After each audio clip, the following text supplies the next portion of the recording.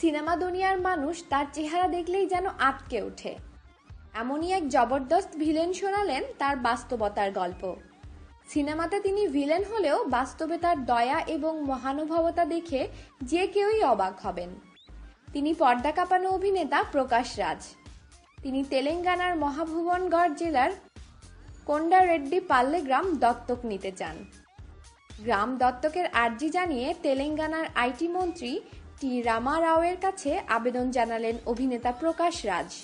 তেলেঙ্গানা সরকারের একটি প্রেস বিজ্ঞপ্তিতে জানানো হয়েছে, অভিনেতা প্রকাশ রাজ একটি গ্রাম দত্তক নেয়ার জন্য সরকারের কাছে আর্জি করেছেন।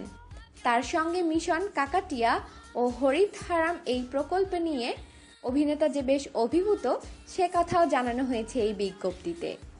প্রকাশ রাজ জানান, আমার সংস্থা ইতিমধ্যেই কর্ণাটকে কিছু সামাজিক উন্নয়নমূলক কাজ করছে। তিনি মনে করছেন সরকার তার এই আবেদন গ্রহণ করবেন এবং সামাজিক কাজেও তাকে এবং তার সংস্থাকে সাহায্য করবে। সিনেমা দুনিয়ায় প্রকাশ রাজ সাধারণত নেগেটিভ চরিত্রেই বেশি পরিচিত। তামিলনাড়ুর ছবিতে প্রকাশ রাজের অভিনয়ে মুগ্ধ সবাই। এমনকি বলিউডের দর্শকরাও এখন প্রকাশ রাজের ফ্যান।